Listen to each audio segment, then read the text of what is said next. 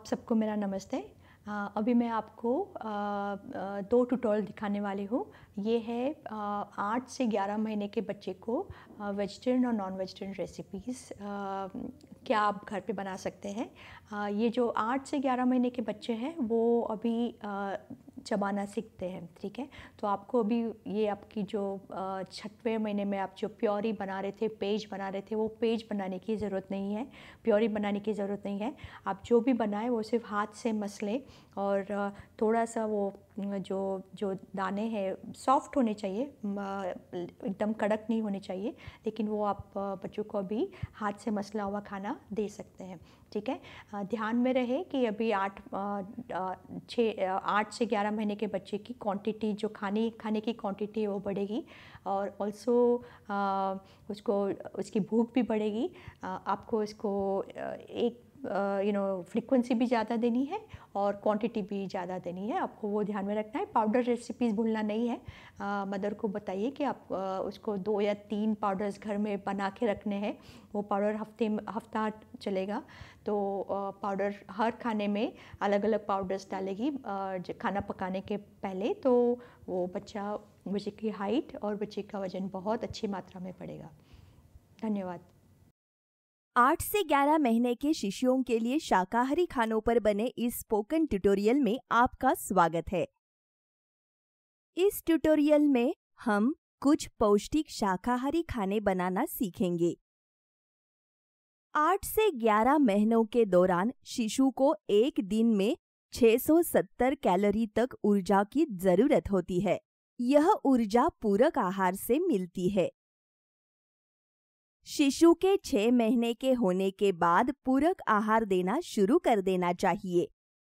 पूरक आहार के साथ शिशुओं को 2 वर्ष की आयु तक माँ का दूध ही पिलाना चाहिए।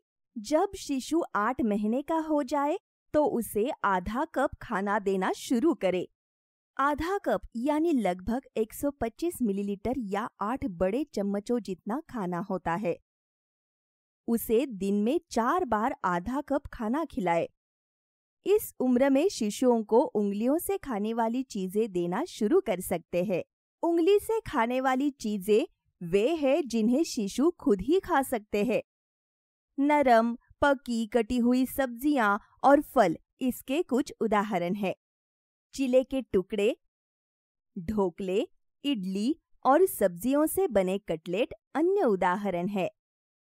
शिशु जब तक 1 साल का न हो तब तक उसके किसी भी खाने में नमक ना डाले और उसके 2 साल का होने तक चीनी और गुड़ भी ना डाले।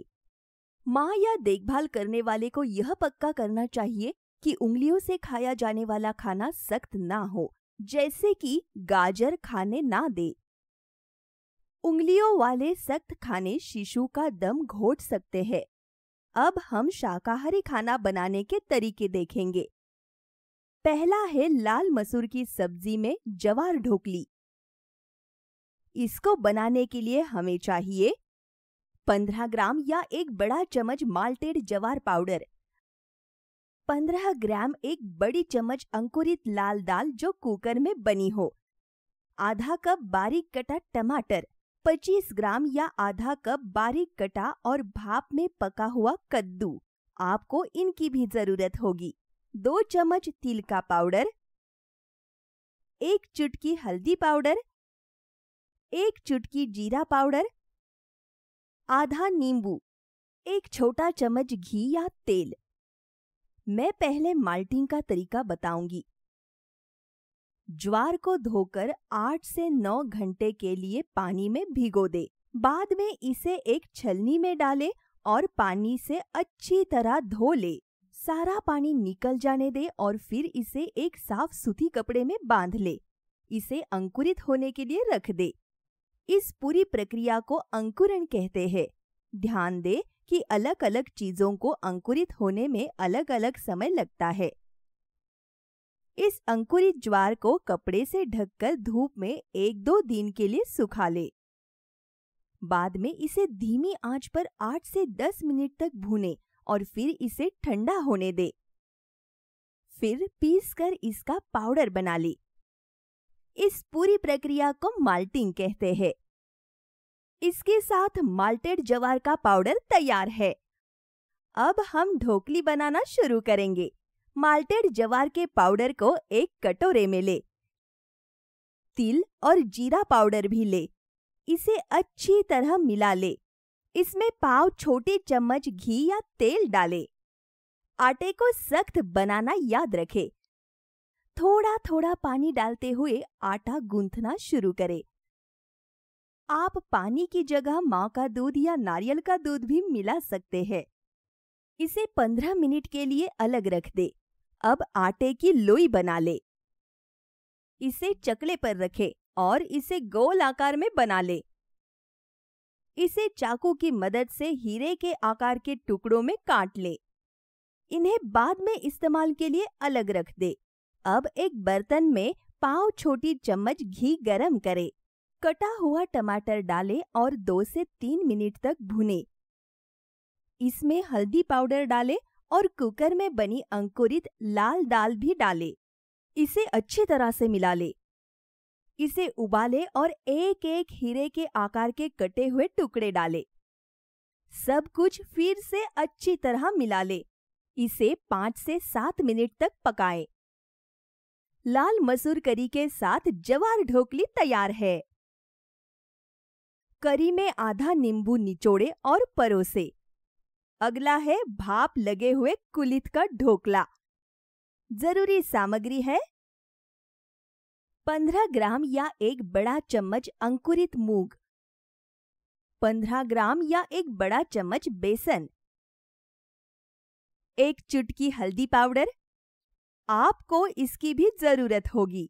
50 ग्राम या आधा कप दही, आधा कटा हुआ टमाटर, 2 मुट्ठी हरा धनिया। शुरू करने से पहले कृपया कुलित को अंकुरित करें, उसी विधि से जैसा कि इस ट्यूटोरियल में पहले बताया गया है। तरीका: मिक्सी में थोड़ा सा पानी डालकर कुलित दाल का पतला पेस्ट बना ले। इसे एक कटोरे में निकाल ले। इसमें बेसन डाले, साथ में दही और हल्दी पाउडर भी। आधे कप में से 1 चम्मच दही बाद के इस्तेमाल के लिए निकाल रखे। इसे अच्छी तरह से मिला ले और यदि जरूरत हो तो पानी डाले। घोल को 5 से 7 घंटे किसी गर्म जगह पर खमीर उठाने के लिए रख दे। घोल के खमीर उठने के बाद एक प्लेट पर थोड़ा सा घी लगाकर चिकना कर लीजिए। घोल को प्लेट पर डाले। इसे मध्यम आंच पर 25 से 30 मिनट तक भाप दे। चाकू डालकर देखें कि यह पक गया है या नहीं। यदि चाकू पर घोल लगा है तो आपको कुछ और समय के लिए भाप लगाने की जरूरत है। अगर यह साफ बाहर आता है तो ढोकला तैयार है। इसे ठंडा होने के लिए अलग रख दे। इसे छोटे छोटे टुकड़ों में काट ले और एक प्लेट में निकाल ले। इन्हें एक तरफ रख दे और चटनी बनाना तैयार करे। अब मैं आपको दिखाऊंगी कि टमाटर की चटनी कैसे बनाई जाती है। मिक्सी में 1 कटा हुआ टमाटर, 2 मुट्ठी धुला हुआ हरा धनिया डाले। फिर 1 चम्मच दही डाले और पीस कर मुलायम सा घोल बना ले। इसे एक कटोरे में निकाल ले। इस चटनी को कुलित के ढोकले के साथ परोसे। ढोकले के टुकड़े कर सकते हैं या चटनी में डुबा सकते हैं और फिर इसे शिशु को खिलाए। अगला है राजगिरा और हरी मूंग का चीला। इसके लिए हमें चाहिए 15 ग्राम या 2 बड़े चम्मच माल्टेड राजगिरा का पाउडर। आपको इसकी भी जरूरत होगी। 15 ग्राम या 1 बड़ा चम्मच अंकुरित हरी मूंग, 2 चम्मच मूंगफली का पाउडर, 1 चुटकी हल्दी पाउडर, 1 चुटकी जीरा पाउडर, आधा चम्मच घी। माल्टिंग का तरीका पहले ही बताया जा चुका है। कृपया राजगिरा के पाउडर को माल्ट करने के लिए उसी विधि का पालन करें। अब हम अंकुरित हरी मूंग का घोल बनाएंगे। हरी मूंग को मिक्सर या सिलबट्टे पर पीसकर मुलायम सा घोल बना ले। घोल बनाते समय थोड़ा पानी डाले। इस घोल को बर्तन में निकाले। इसमें 2 बड़े चम्मच माल्ट किया हुआ राजगिरा का पाउडर और मूंगफली का पाउडर डाले। इसके बाद जीरा पाउडर और हल्दी डालें। सब कुछ अच्छी तरह से मिला ले। इसमें पाव कप पानी डालें और फिर से मिलाएं। हमारा घोल तैयार है। तवे पर घी गरम करें। घोल को तवे पर चम्मच से गोल आकार में डालें। तवे को ढक दें और फिर घोल को दोनों तरफ से पकाएं। इसे पकने में 4 से 7 मिनट का समय लगेगा। राजगिरा हरी मूंग का चीला तैयार है। ठंडा होने पर शिशु को चीले को दही के साथ खिला सकते हैं। हमारी अगली रेसिपी है कुटकी के साथ दही और सब्जियां। इसे बनाने के लिए हमें चाहिए 15 ग्राम या 1 बड़ा चम्मच कुटकी, 15 ग्राम या 1 बड़ा चम्मच अंकुरित पीले मटर। इस ट्यूटोरियल में अंकुरण के बारे में पहले बताया गया है। कृपया इसी तरीके को अपनाएं। आपको इसकी भी जरूरत होगी। 50 ग्राम या आधा कप दही, आधा बारीक कटा टमाटर, 6 से 8 फूलगोभी के फूल, 2 मुट्ठी सहजन के पत्ते, पाव चम्मच हल्दी पाउडर, आधा चम्मच घी। सबसे पहले कुटकी को धोकर 8 घंटों के लिए भिगो दे। मैं अब आपको आगे का तरीका बताऊंगी। एक बर्तन में घी गरम करें, कटे हुए टमाटर डालें और धीमी आंच पर 5 से 7 मिनट तक भूनें और हल्दी पाउडर डालें। अंकुरित पीले मटर, सहजन के पत्ते, फूलगोभी डालें और दही भी। अच्छी तरह मिलाएं। इसे कुछ देर तक पकाएं। इसके बाद कुटकी और पानी डालें। फिर से मिलाएं। इसे मध्यम आंच पर तब तक पकाएं जब तक कि कुटकी, मटर और फूलगोभी पक ना जाए।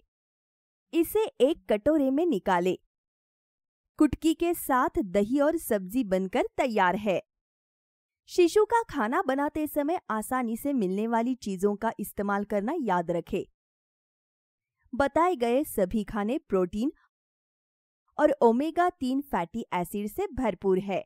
वे विटामिन डी से भी भरपूर है, विटामिन ए और बी कॉम्प्लेक्स से भी, कैल्शियम से भी भरपूर है, मैग्नीशियम, पोटेशियम, सल्फर, आयरन और जिंक भी।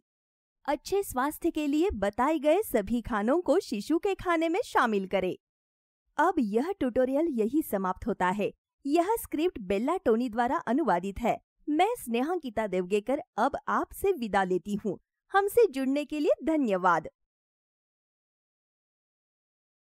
8 से 11 महीने के बच्चों के लिए मांसाहारी खानों पर बने स्पोकन ट्यूटोरियल में आपका स्वागत है। इस ट्यूटोरियल में हम सीखेंगे 8 से 11 महीने के बच्चों की कैलोरी की जरूरत और फिंगर फूड। कुछ पौष्टिक मांसाहारी खाना तैयार करना।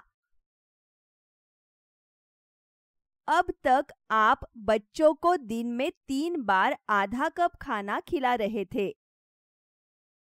जब बच्चा 8 महीने का हो जाए तो उसे कई बार खिलाना पिलाना चाहिए। 8 से 11 महीनों के दौरान बच्चे को प्रतिदिन 300 कैलोरी ऊर्जा की आवश्यकता है। पूरक आहार के साथ साथ 2 वर्ष तक स्तनपान कराना आवश्यक है। आधा कप भोजन दिन में 4 बार देना चाहिए। आधा कप लगभग 125 मिलीलीटर या बड़े चम्मच भोजन होता है। बच्चे के भोजन का गाढ़ापन समय समय पर बदलना चाहिए। पहले आप बच्चे को घोटा हुआ खाना खिला रही थी। इस आयु में बच्चे को नरम और खाने के छोटे टुकड़े दे सकते हैं। इस आयु में बच्चों को खुद के हाथ से खाने वाली चीजें भी दे सकते हैं। ऐसे खाद्य पदार्थ जिन्हें बच्चे स्वयं हाथ से खा सकते हैं उसे फिंगर फूड कहते हैं। उदाहरण स्वरूप आमलेट, उबला अंडा, मछली, मटन या चिकन के पके हुए टुकड़े।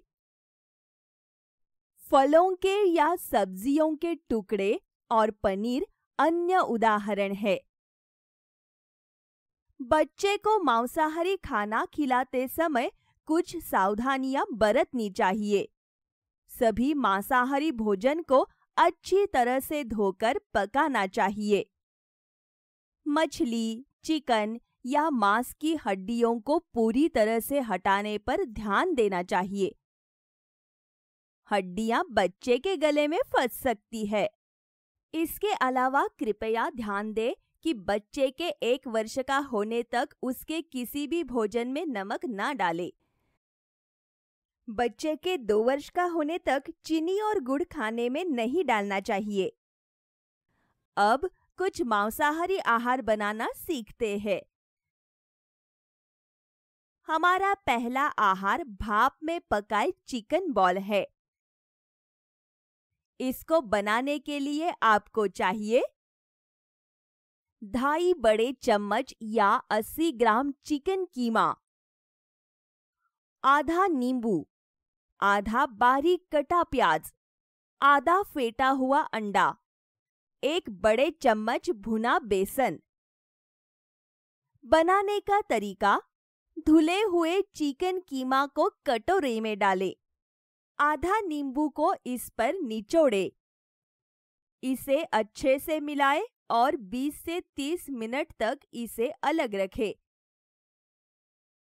चिकन कीमा के कटोरे में ही कटा प्याज और फेटा हुआ अंडा डालें।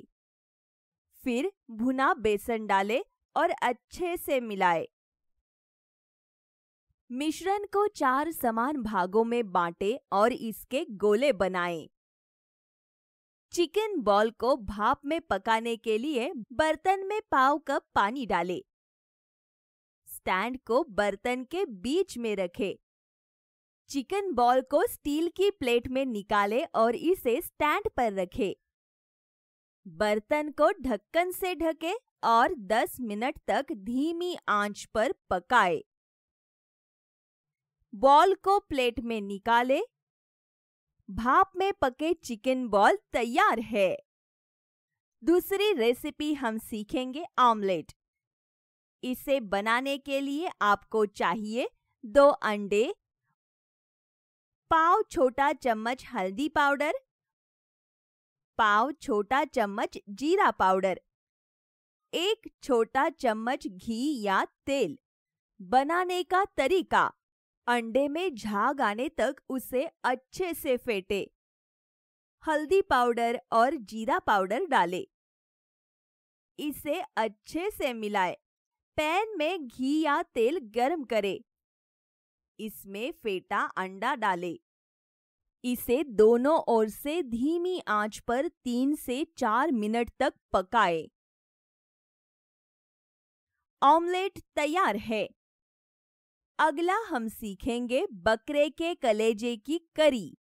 आपको इस सामग्री की जरूरत होगी: 75 ग्राम बकरे की कलेजी, आधा प्याज, आधा टमाटर, आधा छोटा चम्मच हल्दी पाउडर, आधा छोटा चम्मच जीरा पाउडर, आधा नींबू, 1 बड़ा चम्मच नारियल। आपको 1 छोटा चम्मच घी या तेल भी चाहिए। बनाने का तरीका: बकरे के साफ और धुले हुए कलेजी को प्लेट में ले। इसके छोटे छोटे टुकड़े करें और इस पर आधे नींबू का रस डालें। इसे 15 से 20 मिनट अलग रखें। फिर कलेजे की टुकड़ों को आधा कप पानी के साथ 4 सीटी आने तक पका ले। कुकर से प्रेशर अपने आप निकलने दे और फिर प्रेशर कुकर खोले। साथ ही साथ प्याज, टमाटर और नारियल को पीसकर मुलायम पेस्ट बनाएं। पैन में घी या तेल गरम करें। इसमें तैयार पेस्ट डालें। हल्दी पाउडर और जीरा पाउडर डालें। इसे 3 से 4 मिनट तक भूनें। इसमें बकरे की पकी कलेजी और आधा कप पानी डालें। धीमी आंच पर इस करी को 5 से 7 मिनट तक पकाएं। बकरे की कलेजे की करी तैयार है। आखिरी सीखेंगे भाप में पकी मछली। इसे बनाने के लिए आपको चाहिए एक साफ और धुली पापलेट, एक केले का पत्ता, एक बड़ा चम्मच दही, पाव छोटा चम्मच हल्दी पाउडर, पाव छोटा चम्मच जीरा पाउडर। बनाने का तरीका, दही को कटोरे में निकालें, इसमें हल्दी पाउडर और जीरा पाउडर डालें और अच्छे से मिलाएं। इसको साफ और धुले पापलेट के टुकड़े पर लगाएं। इसे 15 से 20 मिनट तक अलग रखें। इस बीच केले के पत्ते को अच्छी तरह से धो लें। इसे एक साफ कपड़े पर रखें और पत्ते को सुखाने के लिए कपड़ों से पोंछ लें। इसके बाद कुछ सेकंड के लिए केले के पत्ते को धीमी आंच पर गरम करें। ऐसा पत्ते के दूसरी ओर भी करें। इससे केले का पत्ता मछली को लपेटने के लिए नरम हो जाएगा। अब मछली के टुकड़ों को केले के पत्ते में लपेट दे। इसे धीमी आंच पर 18 से 20 मिनट तक भाप में पकाएं। भाप में पकाने का तरीका पहले ट्यूटोरियल में समझाया गया है। लपेटी हुई मछली को आंच से निकालें और इसे ठंडा होने दें। ठंडा होने के बाद मछली को केले के पत्ते से निकालें। भाप में पकी मछली तैयार है। मछली को हड्डियों से ध्यानपूर्वक अलग करें और फिर इसे बच्चे को परोसें। पापलेट के बजाय आपके इलाके में मिलने वाले किसी भी मछली का उपयोग आप कर सकते हैं। ये सभी आहार प्रोटीन, ओमेगा 3 फैटी एसिड और कोलिन से भरपूर है। ये आहार विटामिनों का स्रोत है, जैसे विटामिन डी, ए, B2, B3, B6, B9 और B12। इन सभी खानों में आयरन, जिंक और फास्फोरस भी मौजूद है। अच्छे स्वास्थ्य के लिए इन खानों को बच्चों के आहार में शामिल करें। अब यह ट्यूटोरियल यही समाप्त होता है। यह स्क्रिप्ट विकास सेमवाल द्वारा अनुवादित है। मैं स्नेहांकिता देवगेकर अब आपसे विदा लेती हूँ। हमसे जुड़ने के लिए धन्यवाद।